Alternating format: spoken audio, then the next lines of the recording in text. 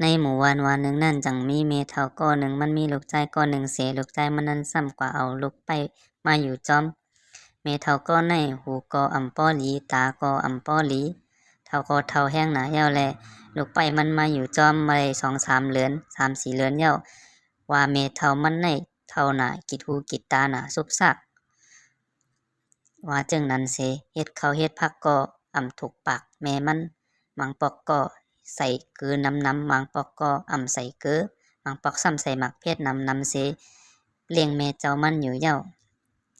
พองยามแม่เจ้ามันกินนั่นบางปอกก็เจ็มว่าเจ็มบางปอกก็อำมีเกลือใส่เอียดเส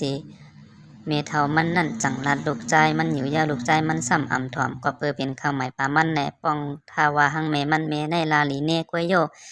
อีนางในเฮ็ดผักหวานสิถูกปากถูกซบตาเสมีเฮาอย่าลาลีเน่ว่าจึงหนังนั้นอยู่เย้าแม่มันก็ล้อมวนในใจว่าอ๋อลูกชายเขาใน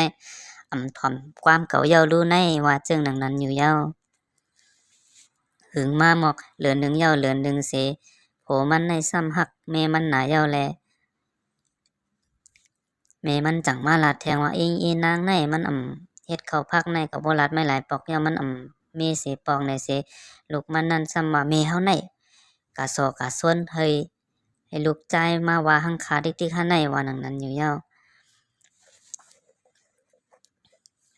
แม่มันจ้องลักหลอมใส่หยันโผมันว่า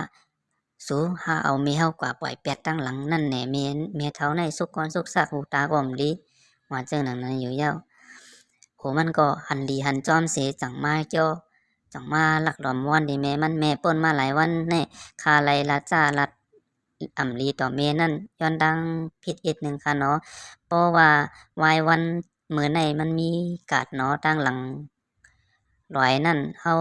แม่ลูกอันกันกว่าเหลกว่ากินกว่าซื้อตั้งกินมาเฮ็ดข้าวผักมาเฮ็ดกินหวานๆเนาะแม่เนาะว่าจังหนังไหนมาลาตีแม่มันอยู่ยาวแม่มันนั้นซ้ำเป็นอันหอมๆจมๆมื้อไหลยินลูกชายมันมื้อไหลผิดไหลจ้าไหลหม้อกันมาตั้งหลายๆเรือนยาวแลมาเฮ็ดนาหลีตาหลีเสมาลัดต่อมันจึงนั้นเป็นอันหอมจมๆก็อันเป็นแม่ว่าอยู่ยาว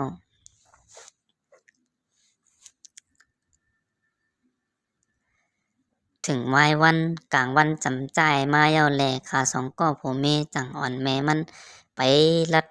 ต้นไม้ต้นตอกป่นต่างหนึ่งเย้าต่างหนึ่งเส้นหนึ่งเย้าเส้นหนึ่งเสใครมาไก่ตานเย้าแลก็อันเป็นแม่เฒ่านั้นซ้ำหูอ่ำป้อหลีตาอ่ำป้อหลีแล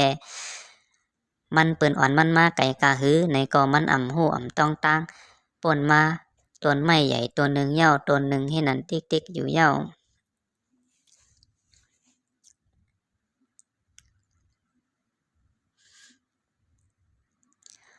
ถึงขามาไก่ตันเย้าแลสองก็ผัวเมจังรัดแม่ว่าแม่หาเตกว่าเอาน้ำเสเอาซื้อผักซื้อหังมากกว่าแม่เฮาอับเฮือน่ะเย้าไปทาที่ต้นไม้ลงในนาแม่นาว่าเจิงหนังไหนแม่มันก็อยากว่าหึงหน้าจ้ายโอยว่าเจิงหนังไหนข้าสองก็ผัวเมไปมาไก่ตันเย้าแลแม่มันจังว่าสู้ๆเฮาบ่ลืมใจหากะมัดตีนมัดมือมีเฮาจับต้นไม้ลงนั่นน่ะสู้ผัวมันว่าลิโยสู้ให้นั้นก็มีหำต้องทางมือเย้าแม่มันจังขึ้นว่า hổngลืมใจสูเฮาก็เอาคือเอาข้างในมามัดแหน่โผมันจังว่าเปิ้นนั้นก็จื้อในมันไขคำมาเหย้าคือว่าสังก็ป้อมีหามือเอาจึกที่เฮือนมามัดเอาเปิ้นนั้นก็ว่าจังหนังไหนสองก็ผัวเมียจังลักหลอมซอดแซ่ดสิมือต่างหลังนั่นอยู่เหย้าอีมือเอาจึกที่เฮือนอยู่เหย้ามือพองยามเมเฒ่านั้นไปหึงก็หึงลูกชายก็มาก็นำก็ต้องไม่เขาก็ต้องไม่คำก็ไข่คำมาเย้าแลมือพองยามเจิ้งหนังนั้นจังมีโจรสองก็กว่าโจรเปิ้นในหมู่บ้านหิมคางกาดเตียนจำตีจำเว้งนั่นเสมาแหม่งเงินค้ำกันอยู่เย้าแม่เฒ่านั้นซ้ำถังว่าลูกยิงลูกชายมันเอาน้ำมาเย้าแลมันจังตอบว่าเอ้ยมาเย้าแหน่ลูกชายแม่ต้องไม่น้ำต้องไม่เข้าหนาเย้าลูกโจรสองก็นั้นตกใจเสถางว่าอันกวนอันที่เขากะโจรมานั่นมาจอมไข่ในแลเลียนปลาอยู่เย้าแม่เฒ่านั้นซ้ำจังมาจุกพนาเงินอยู่เย้าเผยสองก็มือเอาจึกที่เฮือนเสมาตกใจตึกเงินตึกคำลงตำผักนาแม่มันนั่นสิโอ้วันกันตาลูกหุ่นเป็นไฟอยู่วันกันจมๆเซ่อๆสิ ก็อันเป็นแม่นางมันนั่นซ้ำว่าสูหาวันมีเฮามื้อฮื้อติเฮิรนก่อนมื้อกินข้าวกินน้ำข้าวหลีผักหวานสีหาจังไกวเอามาแปดแทงปอกหนึ่งว่าจึงหนังนั้นอยู่ยาวเขาบ่แม่นลูกกอขึ้นอ่อนกันเอาเงินเอาคำสิปอกมือติเฮิรนเขาขึ้นอยู่ยาว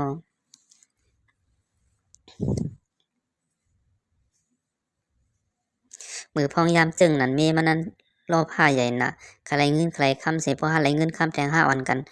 ปลายมีเฮาเสียกว่าอยู่ในเวงสูขึ้นกว่ามาเท่าไว้ที่ต้นไม้หลวงนั่นแหละต้องหนังก้นเท่าไรคำไรเงินไรคำนำบ่เป็นถนัดบ่เป็นเฮาแค่นติไรนำเหย้าในเสข้าสองก็บ่มีจ่องป้าเจือกเสอ่อนกันลัดเข้าเถินเข้าคือมาก็เป็นโผจังมามัดแม่นางมันเสแม่นางมันเป็นอันจมๆซื่อๆทางว่าติไรเงินไรคำนำแทงเหย้านี่แหละ